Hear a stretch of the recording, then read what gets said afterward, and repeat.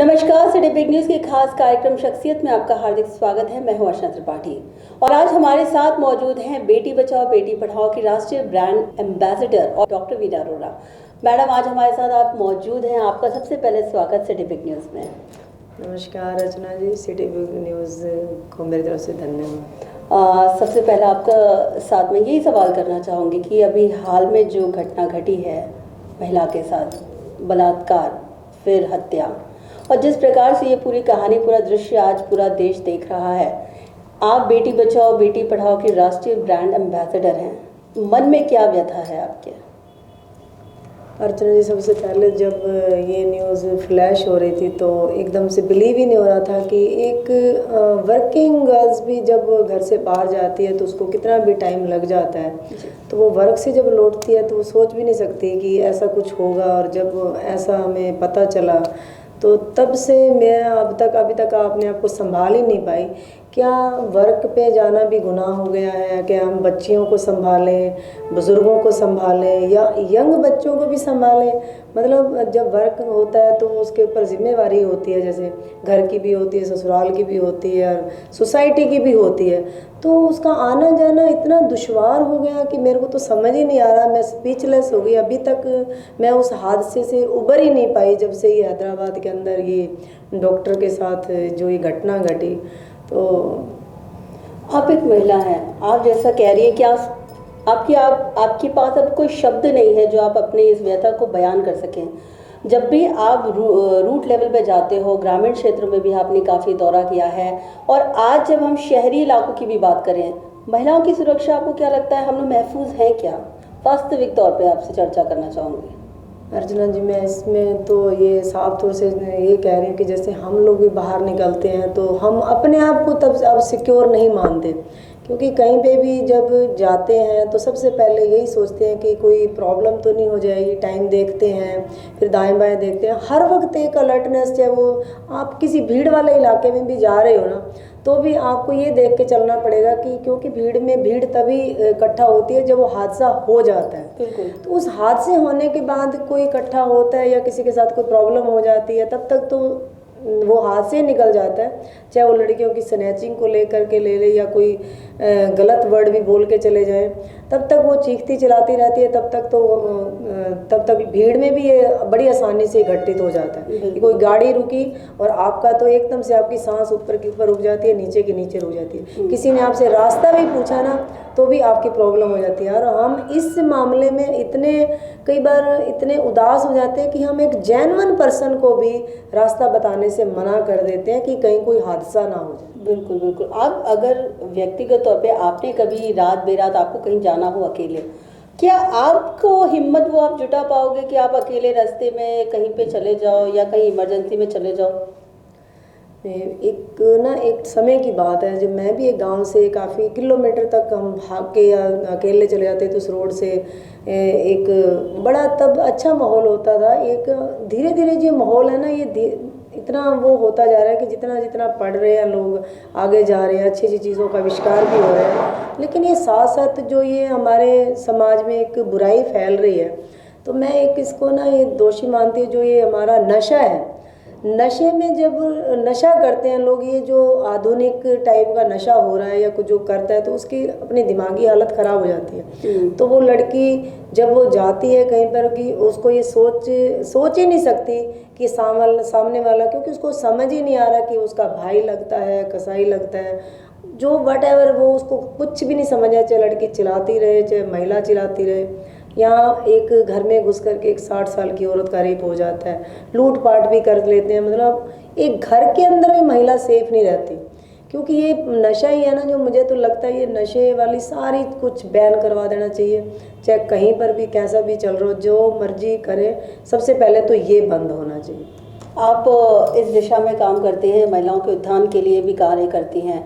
जब से ये घटनाएं सामने आ रही हैं, निर्भया के बाद अभी इस घटना को काफ़ी देश भर में काफ़ी लोगों का रोष भी यहाँ पे देखने को मिल रहा है। आपका व्यक्तिगत क्या मानना है कि क्या कड़क कदम उठाने चाहिए और कहाँ पे हम पीछे हो रहे हैं, कौन से कानून व्यवस्था में हम पीछे हो रहे हैं कि हम जस्टिस नहीं दिलवा पा रहे हैं? हमारे भारत की कानून व्यवस्था तो आपको पता ही है अर्चना जी, बहुत ही धीरे धीरे स्लो स्लो प्रोसेस होता है। कभी ट्रायल चलता है, जो सबसे पहले पकड़ा जाता है तो पहले मुजरिम की पहचान हो, अगर नहीं पहचाना तो कई कई साल में ट्रायल में चले जाते हैं। इतने सारे विटनेसेस होते हैं, तब तक तो बात पता नहीं कहाँ से कहाँ चली जाती है।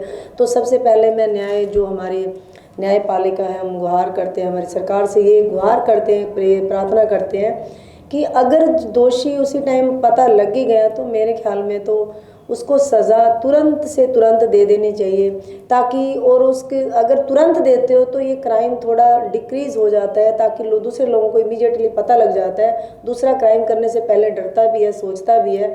अगर कोई क्राइम करता है और 20 साल बाद सज़ा होती है, तब तक तो लोग भी भूल चुके होते हैं। जैसे निर्भया का 2012 में ये केस हुआ, अभी तक वो सोल्व नहीं हुआ। तो अगर एक टीनेजर इतना घिनौना काम कर सकता है तो फिर उस 16 साल से ऊपर टीनेजर को इतना उसका दिमाग इतना चलता है कि गलत काम करने में किसी भी हद तक जा सकता है, तो उसको सज़ा क्यों नहीं दे सकते? बिल्कुल। तो अभी ये सज़ा मिलना ही केवल उससे ही काम चल जाएगा कि कुछ कठोर सज़ा होनी चाहिए? क्योंकि सज़ा कितने साल तक अगर जेल के पीछे ही रहना ही है तो फिर वो सज़ा काट के तो वापस भी आ जाएगा। तो जो एक्चुअल जस्टिस होता है, जैसे आज मांग की जा रही है, जैसा हैदराबाद में हुआ कि लोग चाहते हैं कि उस आरोपियों को भीड़ के हवाले कर दिया जाए और भीड़ उसको सजा दे, तो आपका क्या मानना है कि बस एकदम जेल के हवालात के पीछे इतने साल बिताना ही उसके लिए सब कुछ है? मैं ये नहीं मानती कि जेल के पीछे में जाकर के आदमी सुधर जाता है, क्योंकि जेल के पीछे जाने के बाद उसका कोई दिमाग इतना सुधरता नहीं है। क्योंकि ये हमें कोई बचपन से जो सीख दी जाती है, क्योंकि वो ना वो कमाता है ना वो कुछ ऐसे ही काम करता है, तो जेल में जा कर के वो सिर्फ बैठेगा या खा पी करके या खाना ही खा करके बाहर वापस आ जाता है, क्योंकि वहाँ भूखा तो रखते ही नहीं है या कुछ ऐसा टॉर्चर भी नहीं करते। तो बड़े आराम से वो जेल चला जाता है और फिर अपना कुछ साल सज़ा भुगत के बाहर आ जाता है, और उसके दिमाग में इतना भी नहीं होता उसने कोई बुरा काम किया था या गलत काम किया था।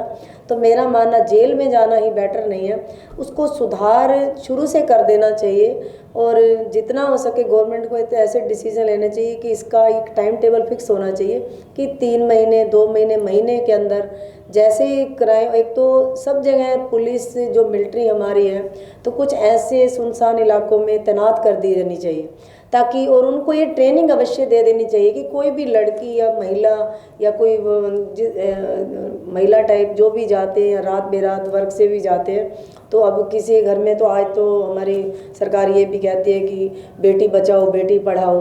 तो हमारे घर में एक बेटी है तो हम बहुत खुश होते हैं, लेकिन जैसे जैसे वो बेटी बड़ी होती है तो दुख ये बात नहीं है कि हम बेटी बचा भी लेते हैं पढ़ा भी लेते हैं, तो उसके बाद क्या सारी ज़िंदगी उसके साथ उसकी उंगली पकड़ के चलते रहें? बिल्कुल सही बात है। तो हम तो नहीं चल सकते, तो समाज भी नहीं चल सकता। आप वर्क पे जाते हैं, मैं वर्क पे जाती हूँ, हमारी पूरी महिलाएं वर्क पे जाती हैं, रात को देर बदेर घर भी आती हैं, तो गाड़ी से भी जा सकती हैं, स्कूटर से भी जा सकती हैं, पैदल भी चलती हैं, ऑटो से भी जाती हैं। तो आज बस में बैठने से पहले भी डर लगता है और ऑटो में बैठने से भी पहले डर लगता है और अपना व्हीकल चलाने से पहले भी डर लगता है कि हम बच्चों को ये बताते हैं, लड़कियों को ये बताते हैं कि अपनी कुंडे नहीं खोलनी या दरवाज़ा नहीं खोलना, कोई शीशा नीचे नहीं करना।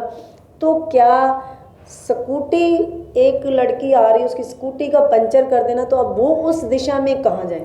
तो मेन रीज़न है जो उसका बैक माइंड चलता है वो तो क्रिमिनल ही है ना, तो क्रिमिनल तो अपनी ढूंढ रहा है, तो हम क्यों नहीं उसको सज़ा देने के लिए कुछ तरीके ढूंढ सकते? जब क्रिमिनल अपनी ढूंढ सकता है, कोई मेथड ढूंढ रहा है, तो हमें भी उनको सज़ा देने का मेथड ढूंढ लेना चाहिए, हमारी सरकार को भी ढूंढ लेना चाहिए। और हर लड़की को कोई सेफ्टी के लिए या तो सब जगह पुलिस वाले या मिलिट्री वाले ऐसी जहाँ पे कोई सुनसान इलाके होते हैं वहाँ पे तैनात कर देने चाहिए, और कोई छोटी सी चीख भी आती है तो उनको तुरंत वहाँ से पहुँच जाना चाहिए, और उनको कुछ सेफ्टी लाइसेंस जो अपना ऑन दी पॉइंट जो बच सकता है उसको बचने का भी कोई हथियार देना चाहिए और उसका लाइसेंस उसको फ्री में कर देना चाहिए। यानी आपका मानना है कि भाई लड़कियां को सुरक्षा अपनी खुद की करने के लिए सरकार को चाहिए कि ऐसे कुछ कानून लेके आए या ऐसे कोई लाइसेंसधारी कुछ रहे औजार, ताकि लड़कियां ऐसे समय पे यूज़ कर सकें? आपका मानना है ऐसा? हाँ बिल्कुल, और क्योंकि आजकल तो सब जगह CCTV कैमरे लगे हुए हैं, सबकी पहचान हो जाती है, तो बाद में पहचान करने से बेटर है पहले पहचान हो जाए। तो वो ज़्यादा सेफ्टी रहेगी, सुरक्षा भी रहेगी, और हमारी माँ बहन बेटियाँ जहाँ पे भी जाती हैं सुरक्षा फील करेंगी। क्योंकि कोई भी शाम को बाहर निकलता है तो सोचता है कि अंधेरा हो गया, अब बाहर नहीं जा सकते।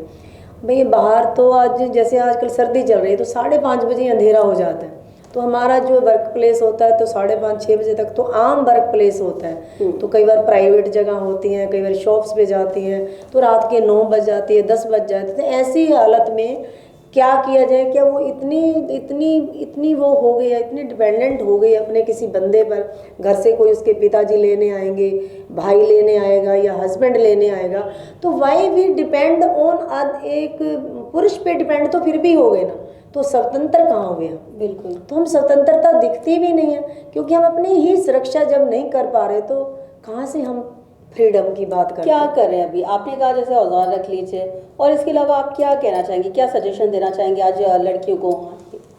सबसे पहले तो मैं ये सजेशन देना चाहूँ, लड़कियों से माफ़ी मांगना भी चाहूँगी, क्योंकि जिन लड़कियों के साथ ये हो रहा है और हम जैसे बच्चे भी बाहर जाते हैं, हमारे जैसी महिलाएं बाहर जाती हैं, तो आप अपनी सुरक्षा कम से कम ऑन दी सपोर्ट, जैसे फर्स्ट एड हमें रखनी पड़ती है, तो फर्स्ट एड के लिए कुछ ना कुछ आप अपने पास अवश्य रखिए। कोई हाथ का हथियार या कोई ऐसी चीज़ जिससे आप अपने बच के निकल जाए। और जहाँ पे भी आपको खतरा ज़रा सा भी झेपता है तो आप प्लीज़ उनके साथ मत जाइए, वहीं से ही आप अपना कुछ ना कुछ इंतज़ाम कीजिए। जैसे आपके माइंड को लगता है या आत्मा को लगता है कि यहाँ कोई खतरा है, तो उसी टाइम अपने बैग पैक कर लीजिए और बिल्कुल 1 सेकंड की भी देरी मत कीजिए। यही मैं आपसे निवेदन करना चाहूँगी कि ऑलवेज बी अलर्ट।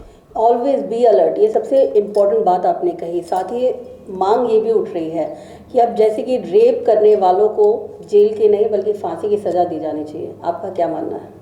बिल्कुल, जब अभी पीछे हुआ था कि 12 साल से कम की उम्र की जब सज़ा होती है तो फांसी की सज़ा, तो मेरे ख्याल में चाहे वो किसी भी उम्र में हो, किसी भी रेप में, तो उसकी फांसी की सज़ा तो होनी ही चाहिए। इससे कम सज़ा तो हम मानते ही नहीं हैं, क्योंकि एक रेप करना, फिर उसके बाद उसका कत्ल करना, जिंदा जला देना, और एक बच्ची का रेप करना, ये सब बराबर ही तो है। एक महिला, एक बुजुर्ग लेडी का भी रेप करना या किसी ऐसे जगह रेप कर देना, तो ऐसे बंदे को बचने का कोई अधिकार नहीं है। तो फांसी प्रावधान तो हमारा एक राइट है, तो उसको फांसी तो दे ही देनी चाहिए।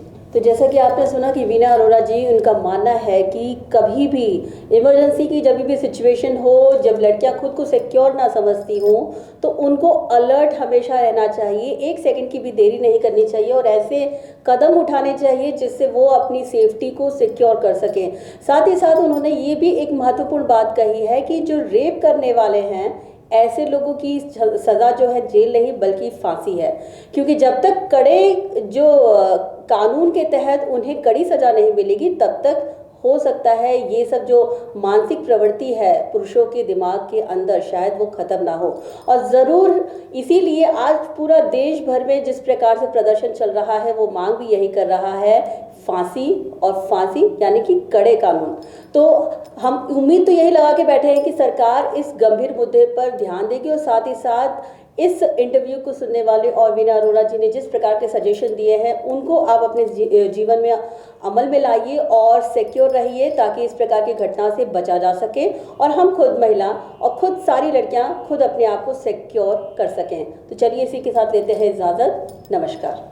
नमस्ते जी। नमस्कार।